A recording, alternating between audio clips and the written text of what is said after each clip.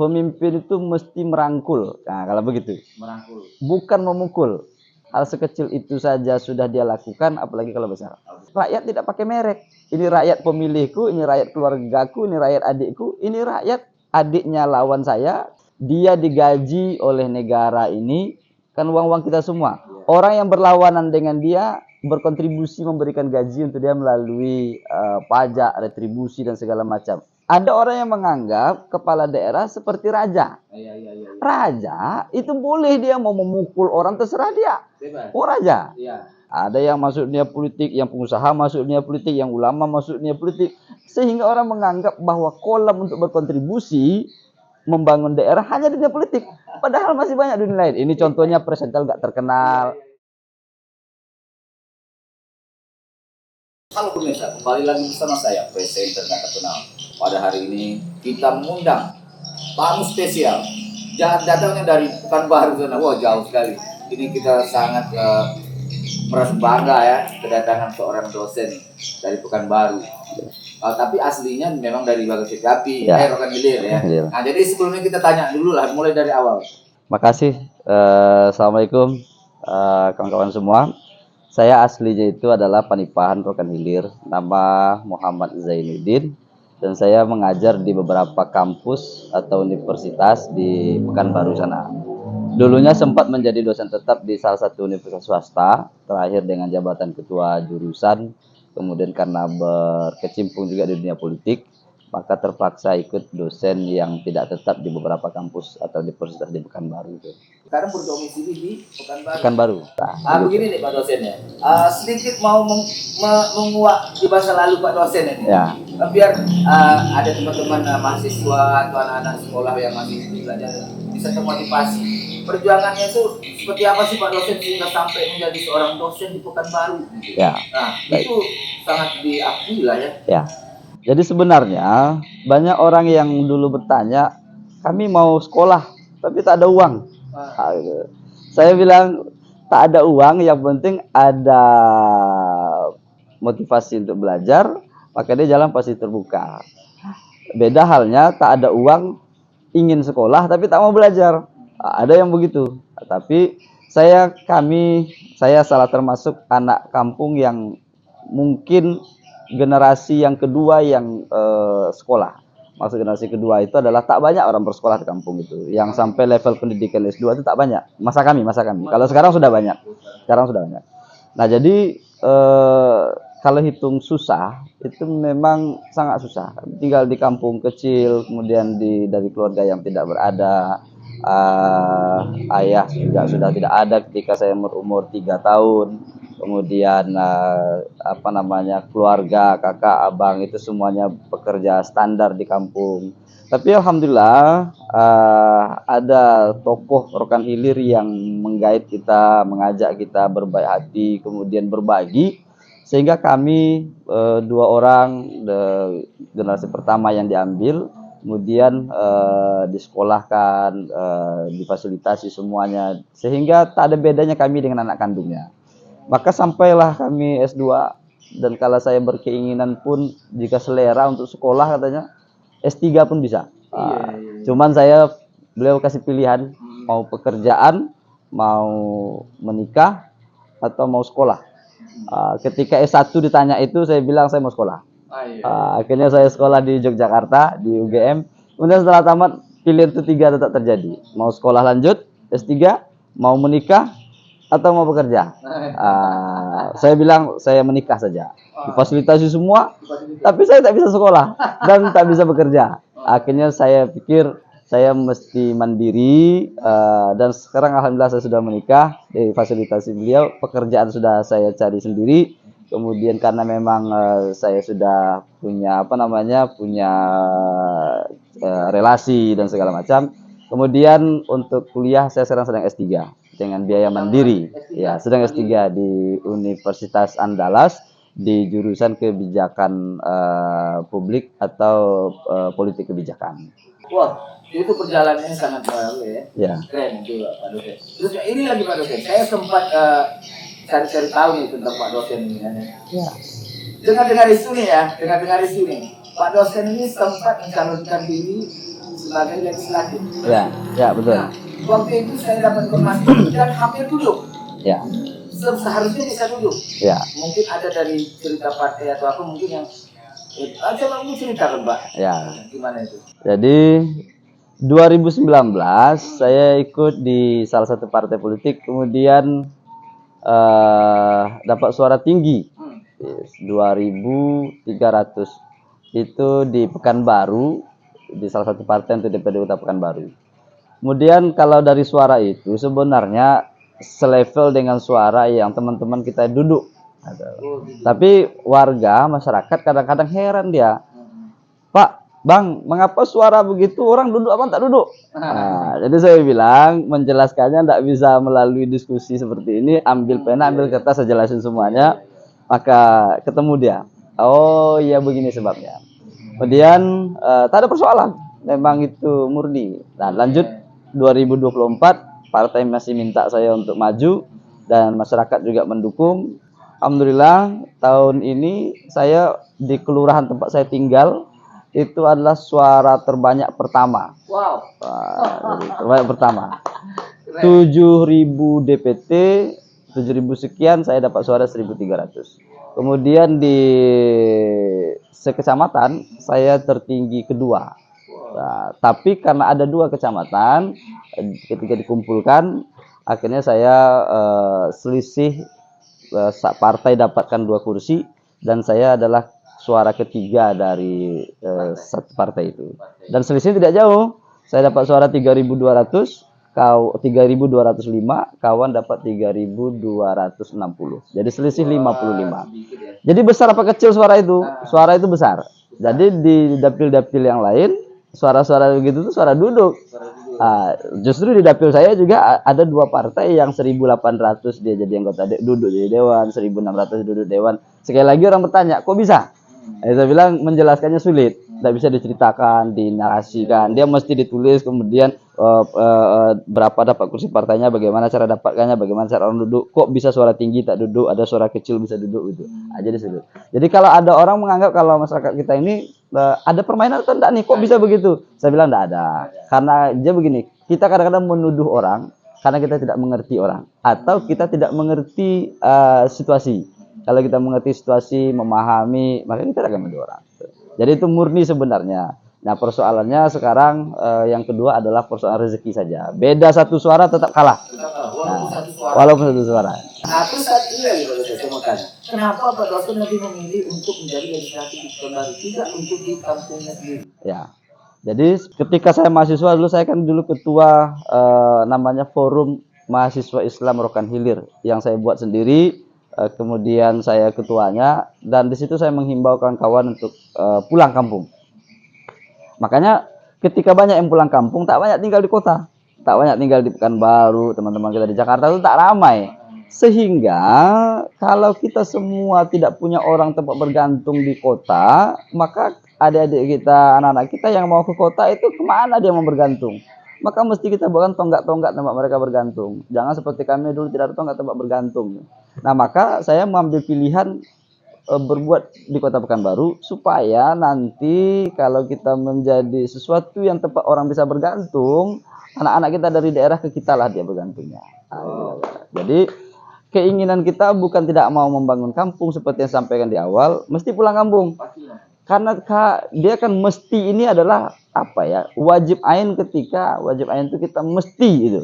Kalau tidak ada orang, sekarang kawan-kawan sudah banyak di kampung ini berbuat. Malah kalau saya pulang dan ikut menjadi anggota calon legislatif di daerah, justru bersaing dengan kita-kita saja. Satu sistem dapil dalam pemilu ini, makin banyak caleg dalam satu dapil, makin berhimpit orangnya, makin terbagi suara. Sementara kita mesti pulang kampung dari satu dapil itu kan beberapa kecamatan. Kalau banyak satu kecamatan itu banyak caleg orang kampung berpotensi, justru suara terpecah-pecah. Dan itu terjadi sekarang, orang banyak kesal dengan satu kecamatan ini terlalu banyak caleg putra daerah, terbagi suara, tidak ada orang kampung kita duduk, tidak ada orang kampung kita duduk karena pecah. Tambah lagi saya kalau pulang, akhirnya makin pecah. Itu apa namanya, apologi atau alasan kenapa kita tidak di kampung. Maka tapi ya alasan utamanya adalah kita ingin membuat tonggak-tonggak di kota supaya anak-anak kita di daerah ketika punya kesulitan, ada tempat dia bertanya, ada tempat dia bergantung, tempat dia menunjuk jalan. Saya lah orangnya. Dan juga kawan-kawan yang lain. Nah, dari Rokan Hilir yang mencalon di Pekanbaru itu putra Rokan Hilir itu ada sekitar 3 orang. 3 orang. Nah, tapi yang dari 3 itu berbeda partai. Di dapil saya itu ada 2 orang. Alhamdulillah dari 2 orang itu satu orang duduk. Duduk dari salah satu partai yang berbeda dengan saya, tapi beliau blasteran maksudnya campuran. Ya, bukan asli Rokan Hilir, tapi ada salah satu orang tua dari tempat lain. Kalau saya asli Rokan Hilir. Ya. Tapi rasa-rasanya untuk next periode kayaknya bisa jadi ya. Amin. Kita berharap bisa jadi. Tapi itu saya tertarik juga sih mendengar itu ya. Keren juga sih itu cara pola pikir seperti itu. Jadi sengaja menanam tonggak di tempat orang lain agar orang daerah kita bisa bersandar di sana. Oh itu keren sekali tuh. Tapi kebanyakan orang-orang ini sekarang nih, begitu, ayo kita bersaing di tempat kita sendiri, ayo kita bangun tempat kita sendiri. Bagaimana menurut pendapat Pak dosen? Ya, jadi begini sebenarnya kita tidak harus berebut di kekuasaan. Kalau ada orang merasa dia berpotensi, yang lain juga merasa berpotensi. Maka masalah potensi itu sangat subjektif. Artinya semua orang merasa berpotensi. Jadi yang kita inginkan adalah konsolidasi. Konsolidasi itu adalah jangan terlalu banyak putra daerah kalau dalam legislatif itu mencalonkan. Karena sistem dapil suara akan terbagi. Nah, motivasi orang untuk membangun daerah masing-masing silakan, tapi tidak mesti melalui jalur legislatif. Punya jalur lain. Nah, ada yang punya jalur pengusaha. Ketika dia sukses jadi pengusaha di kampungnya, maka dia bisa bangun kampungnya dengan cara pengusaha. Ada model pendekatan tokoh agama. Dalam teori elit ada nama teori elit itu filter Pareto itu ada elit itu ada pengusaha, ada tokoh budaya, ada tokoh politik. Nah, yang ada di mindset orang ketika dia berkontribusi di kampung hanya satu jalur saja, melalui pendekatan politik. Padahal ada pendekatan budaya, agama di situ, ketokohan kesenian dan segala macam. Jadi ustadz dia, jadi kiai, jadi penceramah. Ada juga pendekatan ekonomi. Ketika ada orang yang pulang kampung jadi pengusaha, dia bawa perusahaan, berapa banyak anak daerah yang bisa bekerja tempat dia. Ketika dia jadi ulama, kemudian dia bangun sekolah, berapa banyak orang terdidik, biaya murah segala macam. Ketika orang menjadi anggota dewan, berapa banyak pula akses pembangunan dan lain-lain yang bisa didapatkan. Artinya 3 komponen ini mesti kita isi. Tapi yang jadi keliru kita, orang menyebut bahwa dia membangun daerah itu, dia hanya berpikir bahwa hanya satu jalur saja politik. Iya. Saya kebetulan mampunya di situ. Nah, itu ada orang tanya, kalau gitu kenapa Bapak tidak pulang kampung? Ambil salah satu. Saya bilang saya bukan ulama. Walaupun saya sekretaris Majelis Ulama Indonesia Kecamatan tempat saya tinggal sana di Pekanbaru. Tapi saya tidak dalam kategori sebagai ulama karena saya adalah di kelompok di cendikianya. Di kelompok cendikia itu ada bagian dari MUI itu sendiri. Nah, saya kelompok cendikianya. Jadi kemampuan saya di situ. Ada orang yang di kampung kita ini sudah jadi pengusaha, kemudian dia sudah jadi pengusaha sukses, ngambil akses satu lagi untuk dimasuk dunia politik. Bagi-bagi, itu yang sebenarnya tidak boleh. Bagi ketika kita punya potensi di usaha, maka kita jadi pengusaha. Di Pareto menyebutkan ada 3. Jadi ekonom, jadi politisi, atau jadi elit budaya. Elit budaya itu dalamnya tokoh agama, tokoh budaya, dan segala macam lah di dalam dia. Ada orang yang ingin mengambil peran ketiganya. Dia tokoh, dia ulama, dia pengusaha sukses, habis itu mau calon menjadi anggota dewan. Sehingga tertutuplah peluang kesempatan yang lain. Yang kita maksud tadi berkontribusi, ambil 3 bagian itu. Sehingga jangan berhimpit-himpit. Ada aktivis, kemudian mapan dari sisi keilmuan, dia tidak pengusaha, dia tidak ulama, kasih kesempatan untuk dunia politik. Ini tidak, ada yang masuk dunia politik, yang pengusaha masuk dunia politik, yang ulama masuk dunia politik, sehingga orang menganggap bahwa kolam untuk berkontribusi membangun daerah hanya dunia politik, padahal masih banyak dunia lain. Ini contohnya presental nggak terkenal, berkontribusi. Berapa banyak dunia luar menonton YouTube channel presenter nggak terkenal. Dari mana orang tahu presenter nggak terkenal? Apalagi di situ ada video-video yang lainnya. Ada nama kampung yang terharumi, mengangkat, membangun kampung dari sisi yang kita punya. Jadi berbuat sesuai dengan potensi. Loh, Bapak potensinya mana? Saya potensinya politik. Tapi Bapak kan dosen. Saya adalah dosen ilmu pemerintahan dan ilmu politik. Jadi ilmu saya memang ke sana. Maka saya berpikir kalau mengajar itu hanya ngoceh, memprotes, bercerita, berbagi ilmu, berbagi metode. Saya tak melaksanakan. Dalam konsep Quran itu menyebutkan maka dosa besarlah kita kalau kita tidak melaksanakan apa yang kita sebutkan.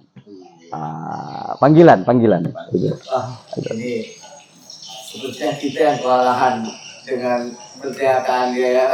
Ini. Tapi berarti ada 3 komponen tadi ya, Pak? Ya, itu 3 komponen. Berarti saya termasuk dari salah satunya. Ya, masuk elit budaya. Elit budaya juga ya. Oh, berarti saya sudah sudah berkontribusi untuk wilayah itu sendiri. Ya. Iya. Keren. Tapi sayangnya tidak banyak yang punya pola pikir seperti Anda, Pak. Satu lagi ya Pak dosen, saya mau bertanya nih. Ini kebetulan ya. Di Kabupaten Rokan Hilir ini akan diselenggarakan pilkada. Mungkin dari sudut pandang Pak dosen ada yang bisa disampaikan kepada masyarakat Rokan Hilir agar termotivasi nanti atau bagaimana atau pesan apa? Jadi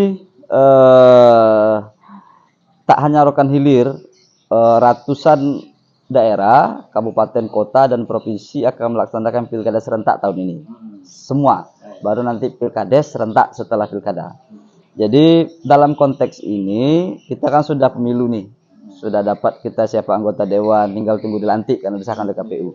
Kemudian nanti masuk pilkada. Nah, masuk pilkada orang butuh referensi. Siapa kira-kira calon kepala daerah yang mesti kita usung? Saya bilang ada beberapa konsep. Yang pertama dari konsep agama. Konsep agama pendekatannya bagaimana cara kita memilih pemimpin.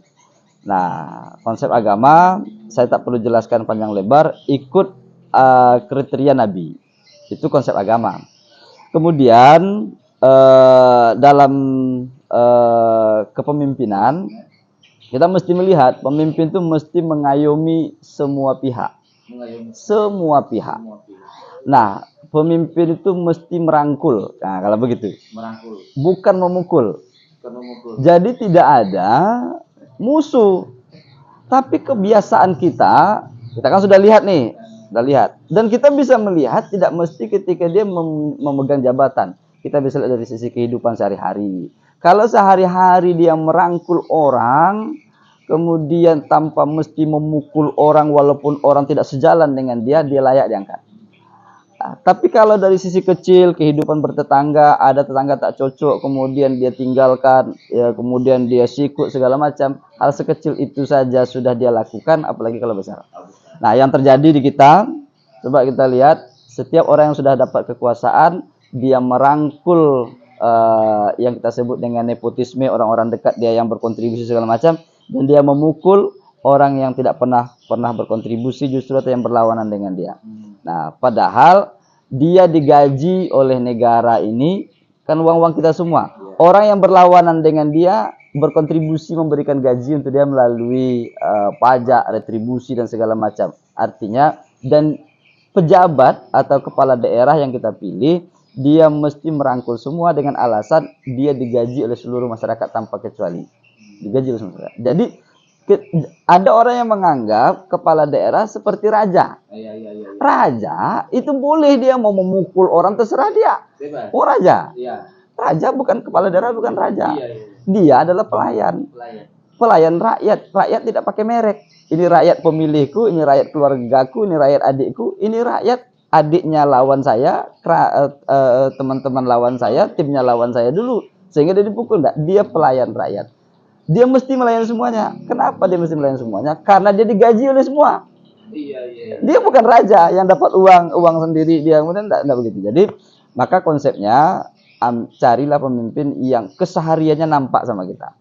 Kalau yang sekarang pemimpin kita punya dia merangkul siapapun tanpa pandang bulu, tanpa pandang bentuk, pandang ras, maka dia layak untuk diangkat lagi. Tapi kalau ada nampak sama kita celah bahwa wah hanya kepentingan pribadi segala macam, maka dia tidak layak.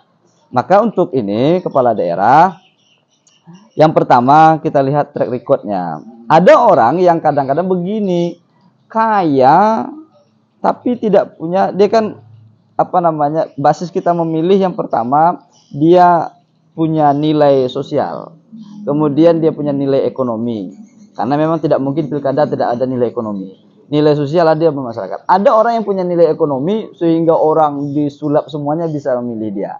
Nah, orang terhipnotis dia baru datang gitu. Ada tokoh yang baru datang. Nah, maka kita mesti perhatikan dia sudah berbuat apa di kampung ini sebelum dia menjadi kepala daerah. Dulu banyak orang dari Jakarta, kemudian dari mana saja pulang kampung. Mengaku anak daerah, putra daerah, ujung-ujung tidak mengerti, tidak tahu di mana lubang minyak, tidak tahu di mana titik ikan, tidak mau tahu di mana sawit layak, tidak tahu di mana jalan yang rusak, pulang kampung. Cuma bermodalkan Lahir. Jadi banyak yang begitu. Tapi saya potong Pak Dosen. Ya. Itu terjadi sekarang. Terjadi Dan mungkin saya tak perlu sebutkan beberapa calonnya ya, apa kandidat. Tapi memang ada. Ya. Sekarang itu lagu sibuk-sibuknya mengaku aku anak daerah. Ya. Sementara dia tidak mengetahui keluhan apa yang terjadi di daerah tersebut. Ya. Keren. Cara Anda berpikir sangat keren. Ya, ini mungkin tidak banyak dari sosok-sosok yang berpikir seperti Anda. Anda ini sebenarnya bisa disebut tokoh ya. Sudah nggak bisa jadi dosen lagi seharusnya. Tapi saya berharap di periode berikutnya Anda duduk. Amin. Kita berharap pemirsa semua kita wajib memiliki perwakilan yang ada di Pekanbaru ya. Nah, kita berharap Pak dosen ini di periode berikutnya bisa duduk di legislatif. Amin. Kita udah di ujung acara di Pak dosen. Kali nanti masih bisa diundang dengan tapi kita undang lagi Pak dosen. Salah. Ini pilkada semakin lama semakin Oke Pak dosen ya. Siap. Saya tutup dulu acaranya. Oke pemirsa, terima kasih. Selamat menyaksikan di episode-episode berikutnya di program acara Talk Show Presenter Nggak Terkenal dengan bintang tamu yang pastinya ya. Oke, sampai jumpa.